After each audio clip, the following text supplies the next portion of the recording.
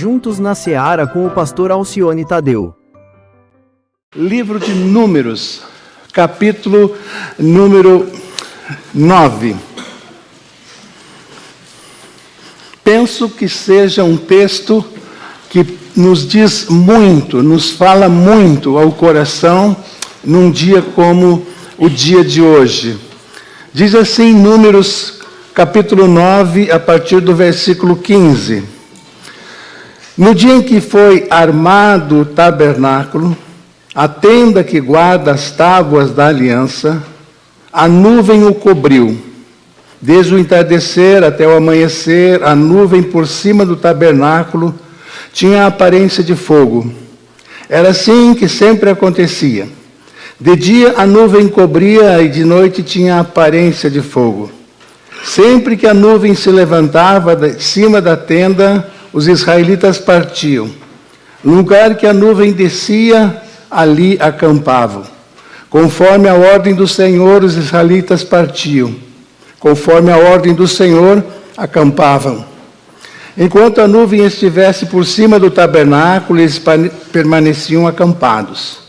Quando a nuvem ficava sobre o tabernáculo por muito tempo, os israelitas cumpriam suas responsabilidades para com o Senhor e não partiam. Às vezes a nuvem ficava sobre o tabernáculo poucos dias, conforme a ordem do Senhor. Eles acampavam e também conforme a ordem do Senhor, partiam. Outras vezes a nuvem permanecia somente desde o entardecer até o amanhecer. E quando se levantava pela manhã, eles partiam. De dia ou de noite, sempre que a nuvem se levantava, eles partiam.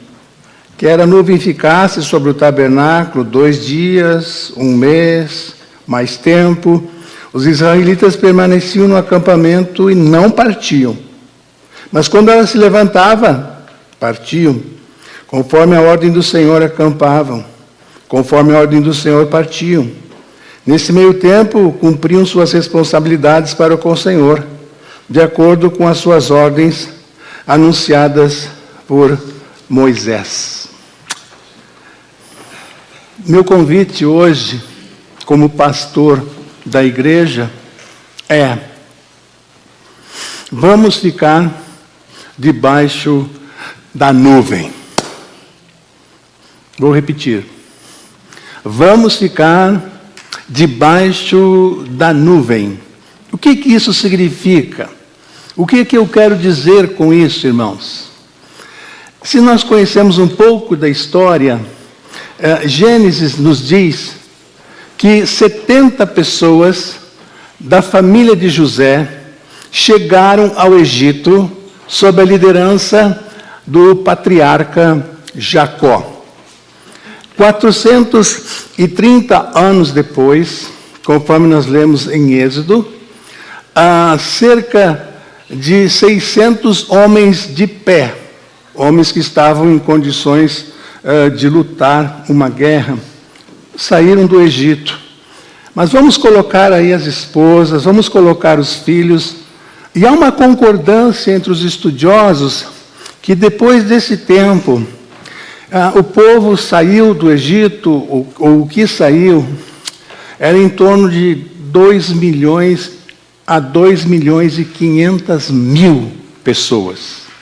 Para vermos a forma como Deus age, a forma como Deus tem sua soberania, a forma como Deus controla a história.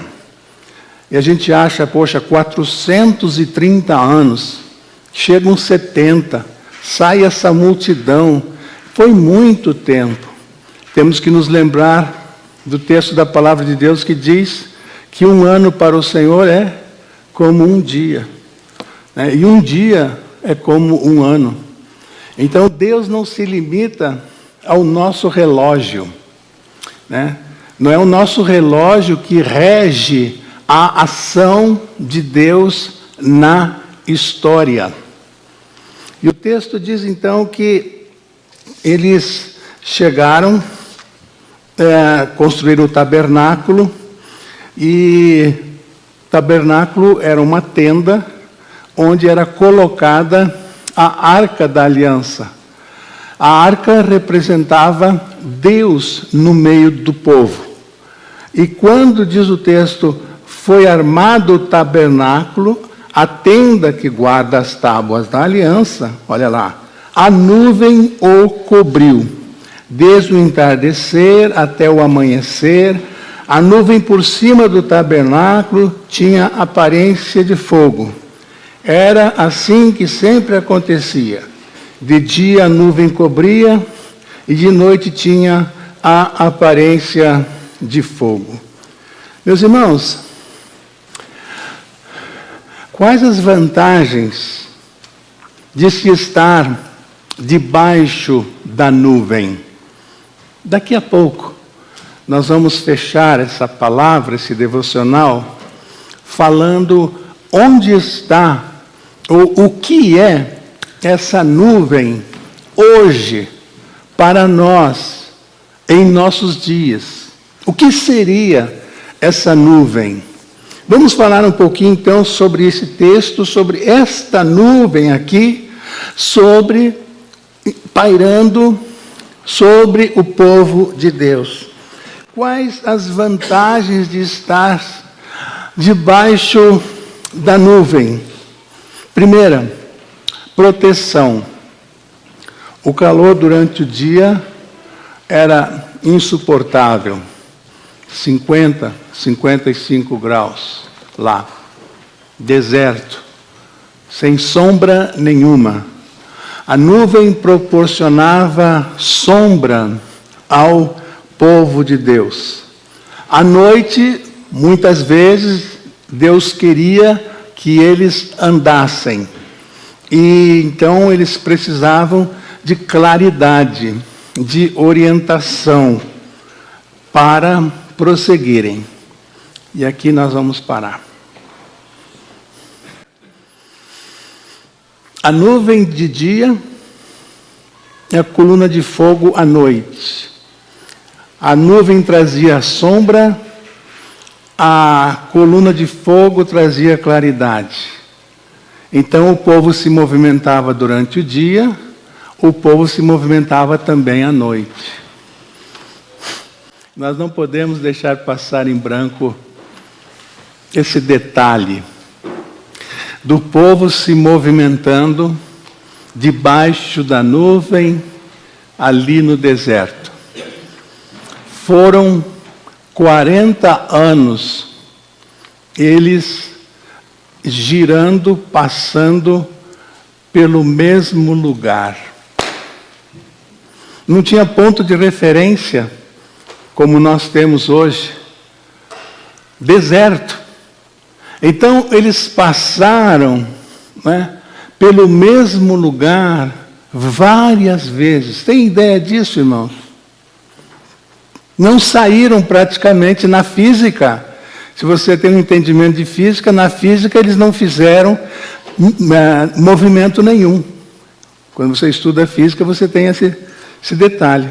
Eles não fizeram movimento nenhum, porque eles estavam sempre saindo, chegando, passando no mesmo lugar, rodeando no deserto, sempre no mesmo lugar. Vocês conhecem a vida de gente que não sai do lugar? Crente mesmo. Está sempre girando, está sempre no mesmo lugar. Não tem uma direção. O apóstolo Paulo diz: prossigo para o alvo. Ele tinha um alvo na vida, que era fazer a obra que Deus tinha colocado nas mãos dele. Que triste isso, irmãos. Amigos nossos, parentes nossos e até crentes estão, quem sabe, 40 anos no mesmo lugar. Não prosperam financeiramente, não se entendem como família, não crescem espiritualmente no conhecimento da palavra de Deus. Você pedir para ele abrir João 3,16 na palavra, ele não sabe abrir. Se você perguntar para ele onde fica o livro de Abacuque, ele não sabe nem que existia Abacuque na Bíblia.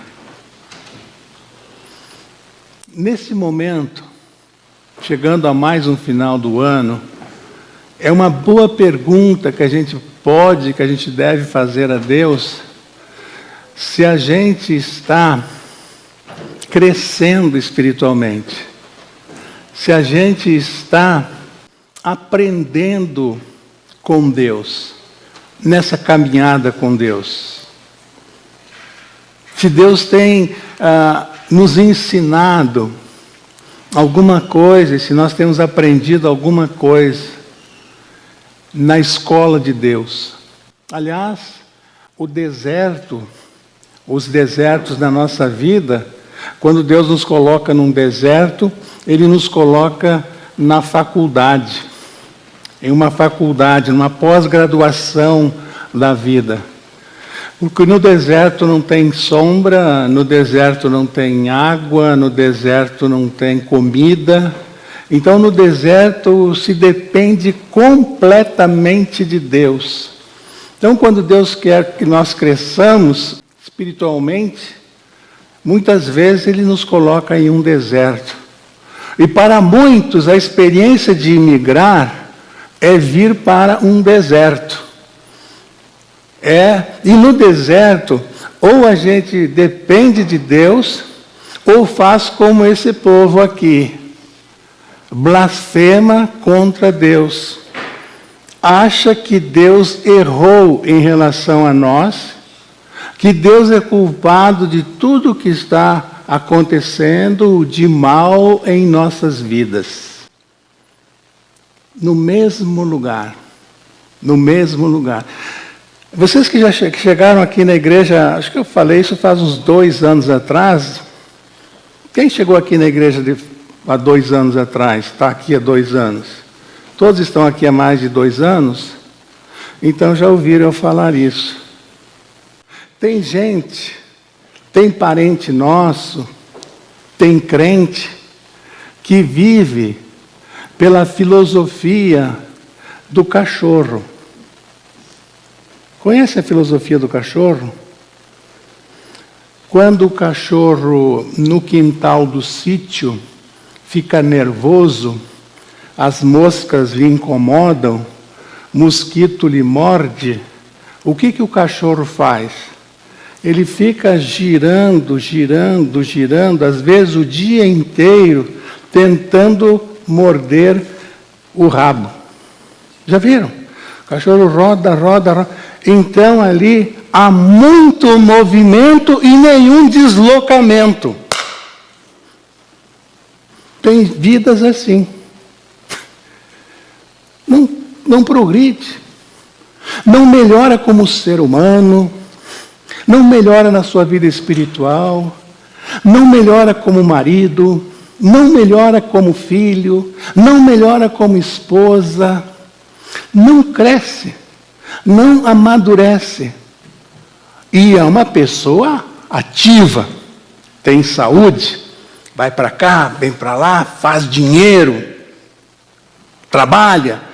6 horas da manhã, se você ligar para a casa dele, um telefone fixo, que já não existe mais, você não encontrava ou não encontra mais ele em casa.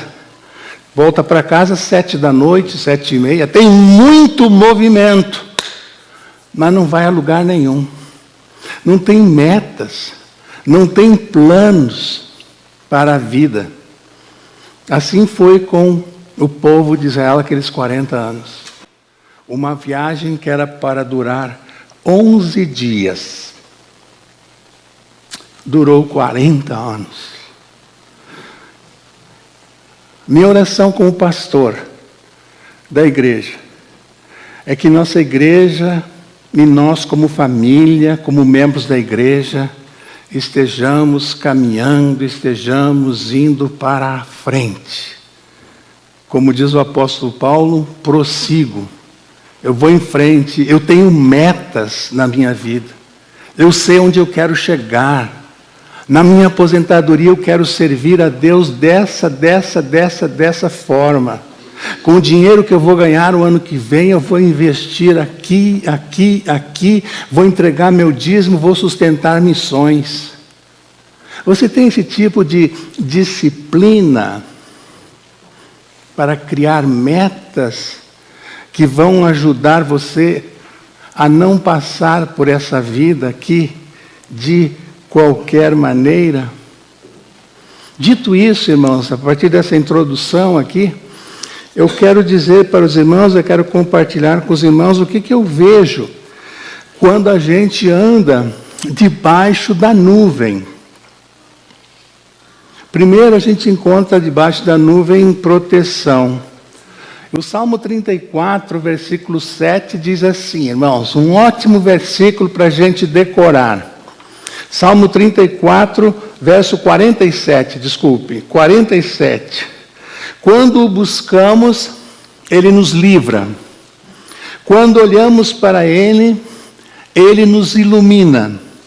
Quando clamamos a Ele, Ele nos ouve.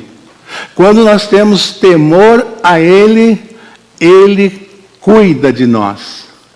Você está vendo, irmão, que há uma reciprocidade. É Deus respeitando o meu livre-arbítrio. Respeita. Então Deus, Ele não subjuga ninguém. Ele não escraviza ninguém. Deus não é um carrasco que obriga as pessoas a estarem com Ele. Olha que coisa linda. Quando eu busco, Ele me livra. Olha, eu tomo uma atitude. Quando olhamos, Ele me ilumina. Quando eu clamo, Ele me ouve. Quando eu o temo, Ele cuida de mim. Onde nós aprendemos na Bíblia muito bem sobre isso. Qual foi o momento, em Lucas capítulo 15, que o pai pôde restaurar o filho e pôde começar a ajudar o filho? Que momento foi? Dias antes, o rapaz disse o quê? Levantar-me-ei e irei ter com meu pai e dir-lhe-ei: Pai, pequei diante de ti e diante dos céus. Levantar-me-ei e irei ter com meu pai. No dia que aquele rapaz resolveu sair de casa, o pai não o segurou. E o pai ali, o fazendeiro, representa Deus.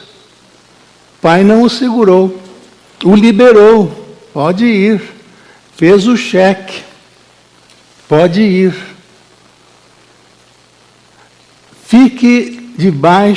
Fiquemos debaixo da nuvem, irmãos, onde nós temos proteção.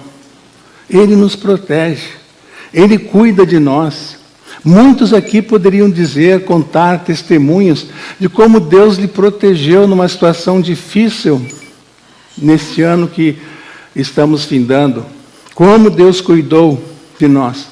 E às vezes, irmãos, nós vamos dormir à noite e não temos nem ideia dos perigos pelos quais passamos naquele dia e que o Senhor cuidou da gente. Né? Debaixo da nuvem, irmãos, nós encontramos orientação.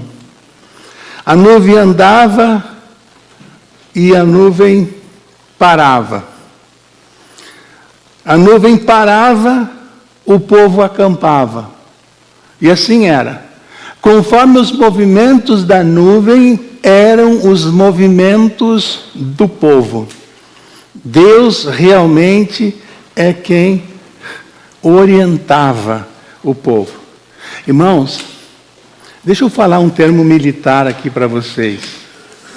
Quem passou pelo exército vai conhece bem esse termo.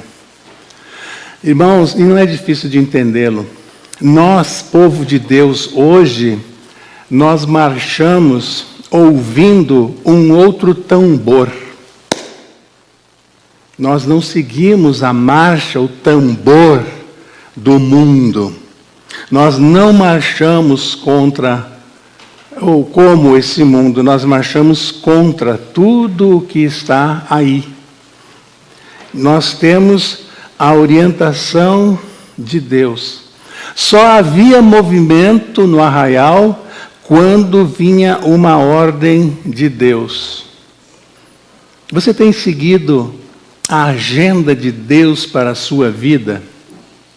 Você só vai conseguir isso voltando a Lucas 15, quando você voltar para casa, quando você voltar para o Pai. E aquilo exigiu humildade, ou foi humilhação até para aquele jovem, se humilhou. Aí o pai pôde, diz o texto, é lindo, que o pai ouviu de longe, correu, e ele foi começar um discurso que ele tinha ensaiado, decorado, para falar para o pai. O pai pula no pescoço dele, o beija, o abraça, não deixa que ele peça nenhuma desculpas e grita lá na fazenda: matem o melhor boi, o boi mais gordo. Vamos fazer uma festa.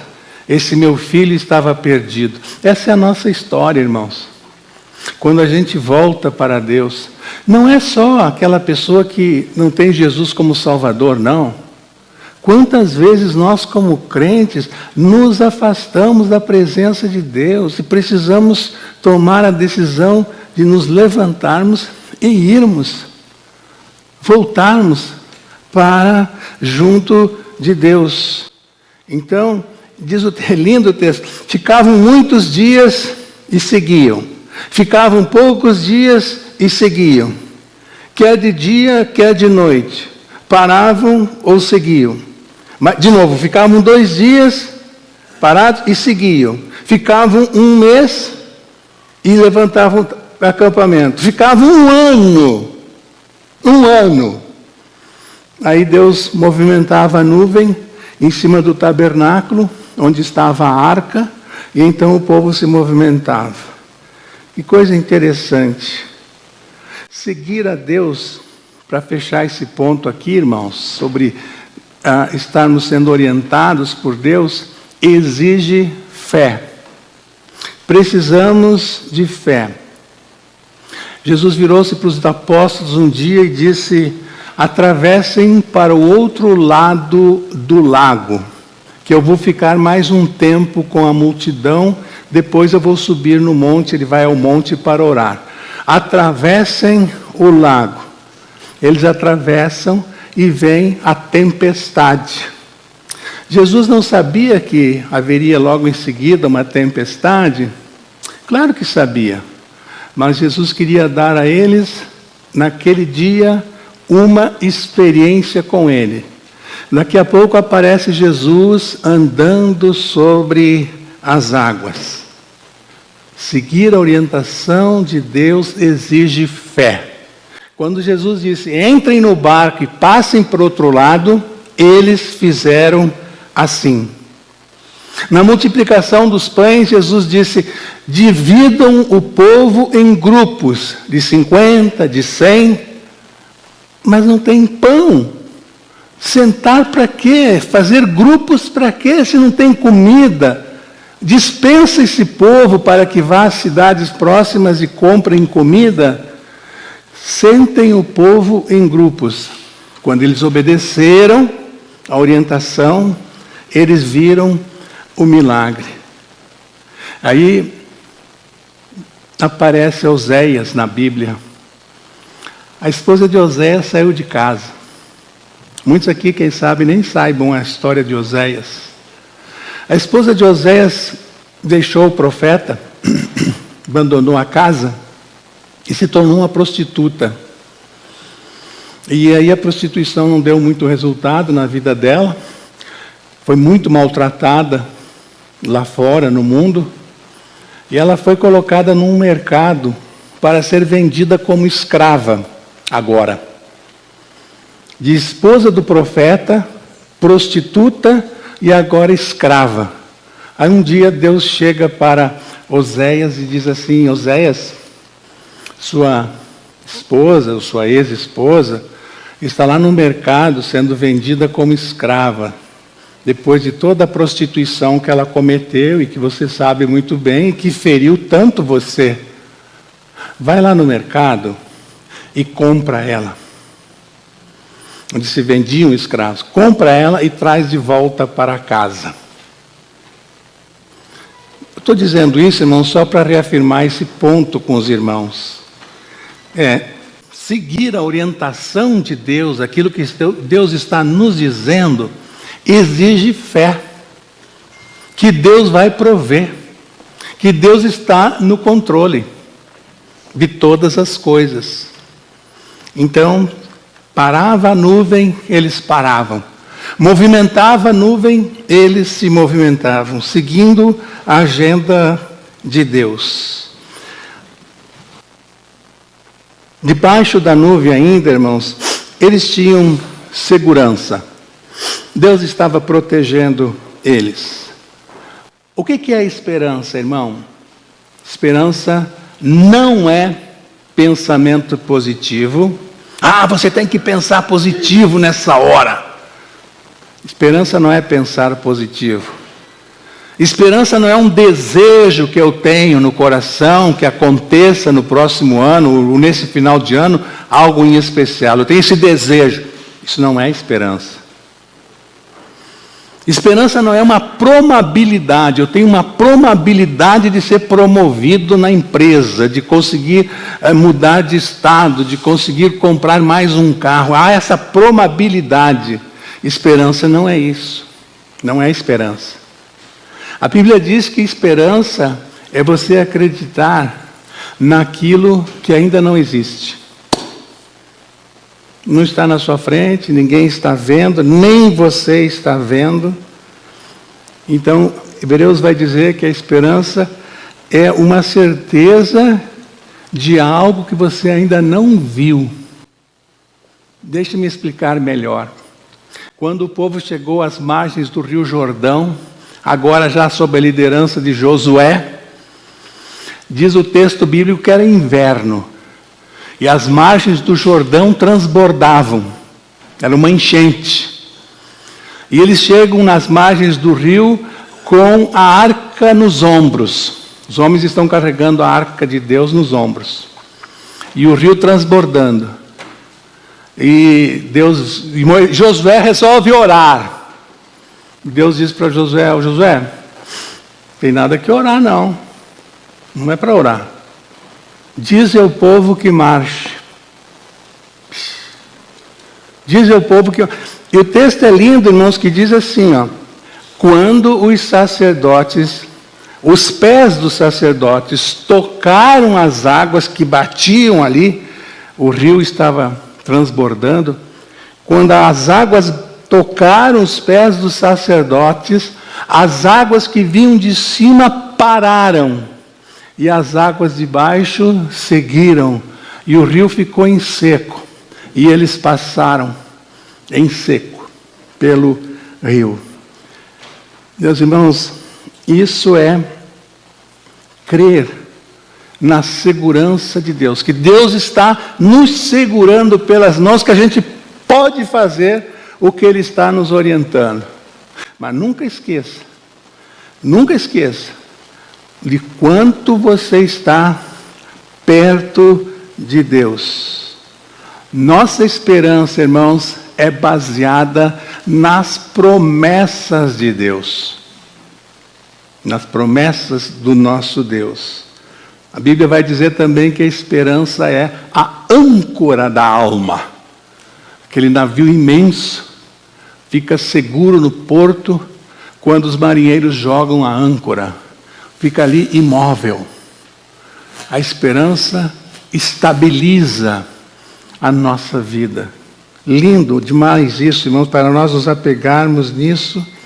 E Jeremias vai dizer que é bom ter esperança e aguardar em silêncio a salvação que vem do Senhor. Estou falando aqui de segurança em Deus. E isso está envolvido a questão de esperarmos em Deus, de nos segurarmos em Deus, que Deus vai agir, Deus vai nos socorrer. Irmãos, também nós estamos num deserto. Esse mundo não tem nada para nos oferecer.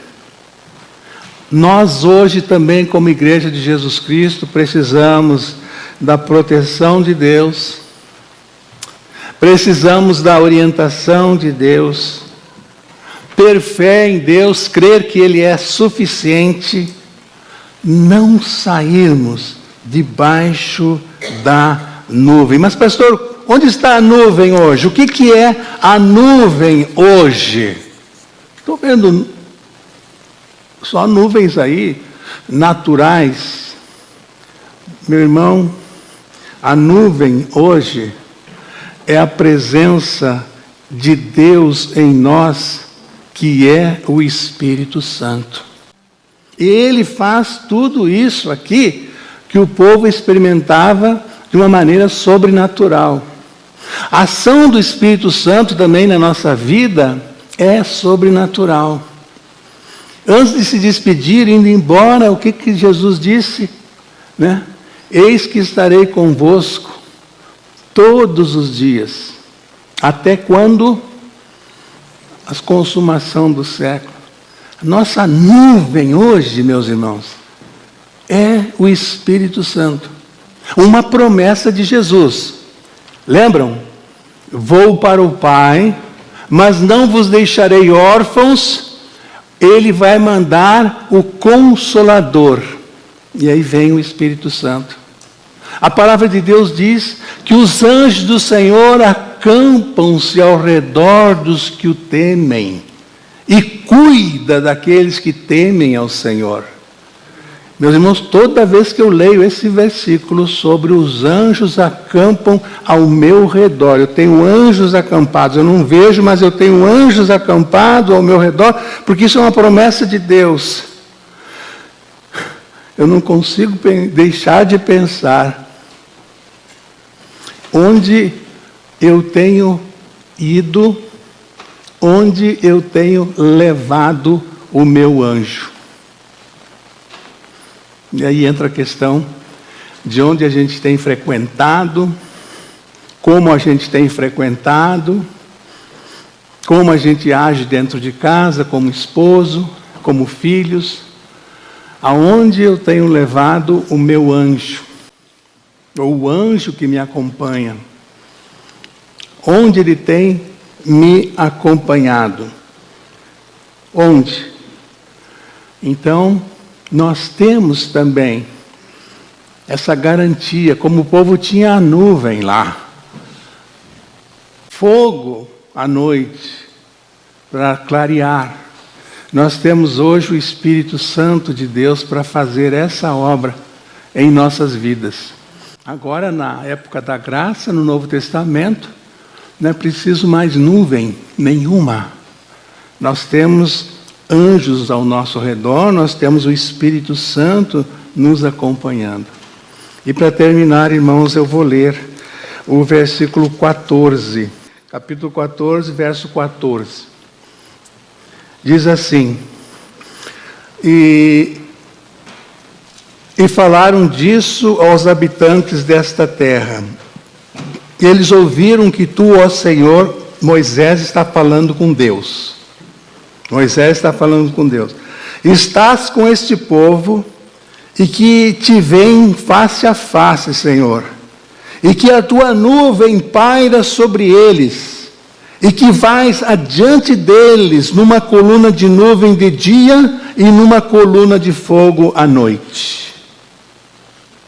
Os outros povos, Senhor, diz Moisés, têm visto como tu cuidas desse povo. E faz menção da coluna de fogo e da coluna durante o dia.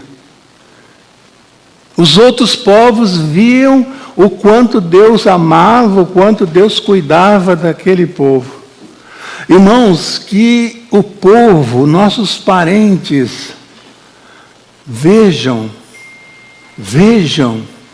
que a gente anda debaixo da nuvem, que a gente anda cheio do Espírito Santo e que a gente depende somente de Deus. A gente não depende da economia do país. A gente não depende do dólar. A gente não depende do governo que está no poder.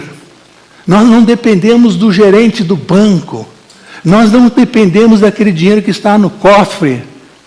Não dependemos disso. Nós dependemos do Senhor. Do Senhor. E as pessoas precisam saber disso. As pessoas precisam ver isso. Que a gente anda com Deus. Que nós temos a bênção de Deus. Esse é o testemunho da igreja ao nosso redor. As pessoas que estão ao nosso redor, as pessoas que estão nos acompanhando. Vendo a nossa jornada, vendo o que Deus tem feito na nossa vida. Quando o rei Balaque contratou Balaão para amaldiçoar o povo de Deus, é muito interessante. Fica de dever de casa esse texto para vocês, quem sabe ainda hoje, consultarem. Balaque está apavorado, e o povo de Deus chegando, e Balaque com medo, e ele tem uma ideia, ele contrata Balaão para amaldiçoar o povo de Deus. Quando Balaão chega no palácio, e Balaque diz o que ele quer que Balaão faça, Balaque diz para Balaão, a gente vê que desse povo emana um poder sobrenatural. Que coisa linda isso, irmão. Não dá para fazer frente a ele, a esse povo. Por favor, Balaão, amaldiçoa esse povo de alguma maneira. Porque a gente vê que desse povo emana um poder sobrenatural. Será que as pessoas podem dizer isso de nós, irmãos, da nossa igreja, da nossa família, da nossa vida? Lá no trabalho, o colega vira para o outro e diz, olha, da vida desse cara aí emana um poder espiritual superior, é uma coisa, ele é diferenciado. As pessoas podem dizer isso, os familiares podem dizer, família deles a gente tem que respeitar, porque emana um poder especial, sobrenatural deles. Balaque dá esse testemunho, Balaão fica perdido, não sabe direito o que fazer, e descobre no final que era impossível amaldiçoar o povo de Deus. Meus irmãos, o desafio para nós, para a nossa igreja, neste dia de ação de graças, o desafio é, não vamos sair debaixo da nuvem. Não vamos deixar de lado o Espírito Santo. Pelo contrário, vamos buscar nos enchermos dele. Ele é o nosso orientador hoje, que não vai deixar a gente rodando, girando no mesmo lugar, mas vai dar sentido para a nossa vida. Porque a gente fala, está perdido, aquela pessoa está perdida. Já tem Jesus? Não, ela está perdida. Significa que está longe de Deus, está fora do lugar, está precisando de direção, está precisando vir para debaixo da nuvem para andar com Deus. Amém, irmãos? Que Deus os abençoe. Vamos orar mais uma vez. Deus amado, aplica a Tua palavra aos nossos corações.